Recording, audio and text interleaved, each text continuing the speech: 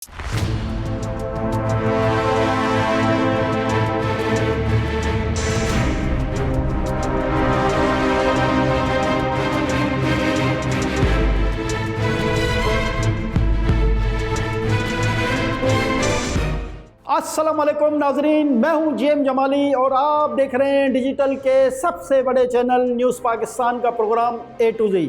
नाजरीन, सबकी मुश्किलें और मुसीबतें दिखाने वालों की फरियाद सुनने वाला कोई नहीं। कोई आफत आए, कोई मुसीबत टूट पड़े तो सबसे पहले हर कोई टीवी लगाता है। हालात ख़राब हों तो लोग घरों से बाहर नहीं निकलते, लेकिन सहाफ़ी अपनी ज़िंदगी खतरे में डालकर आवाम को हर पल हालात से आगाह रखता है। टीवी पर आ रहे होंगे, तनख्वाह तो बहुत अच्छी होगी, आम आवाम की ये राय होती है, लेकिन हकीकत इसके बिल्कुल बरक्स है। अवामी मुश्किलात के लिए आवाज़ उठाने वाला अपनी ज़िंदगी खतरे में डालकर लोगों की ज़िंदगियों में राहत व सुकून का बायस बनने वाला सहाफ़ी और उसकी फैमिली शदीद मुश्किलात से दो चार होते हैं। न तनख्वाह वक्त पर मिलती है और न कोई दूसरी सहूलत दस्तयाब होती है। शदीद गर्मी हो या सर्दी, आंधी आए या तूफ़ान, ये अपने फ़राइज़ निभाना बखूबी जानता है।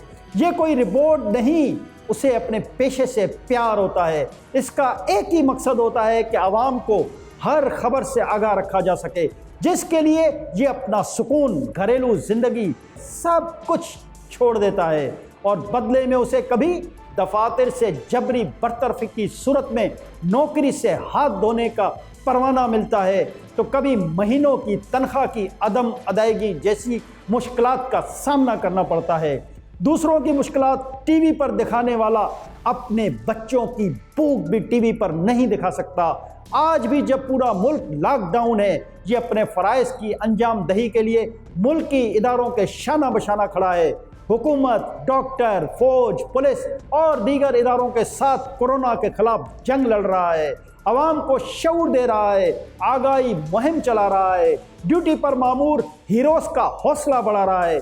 लेकिन कोरोना मौत के रक्स में क्या सहाफ़ी महफूज है? ये वो सवाल है जो आज हर सहाफ़ी के ज़हन में घूम रहा है।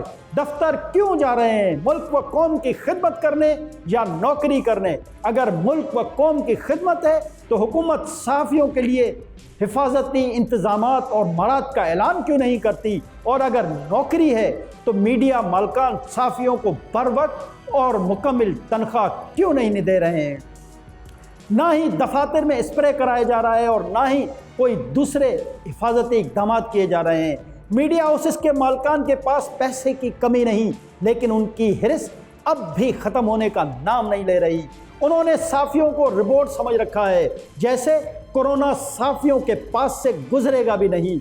सब घरों पर हैं और सहाफ़ी मौत के मुंह में रिपोर्टिंग कर रहे हैं, पल पल की खबर आवाम तक पहुंचा रहे हैं, हुकूमती अहकामात पर अमल करवाने के लिए आगाही मुहिम चला रहे हैं। तो हुकूमत का ये फ़र्ज़ है कि मीडिया मालकान को पाबंद करें कि वो अपने मुलाजमीन को फौरी तौर पर तनख्वाहों की मुकम्मल अदायगी करे और उनकी इंश्योरेंस भी करवाई जाए, वरना हुकूमत लॉकडाउन के दौरान सहाफ़ियों को दिया गया इस्तिस्ना ख़त्म करें।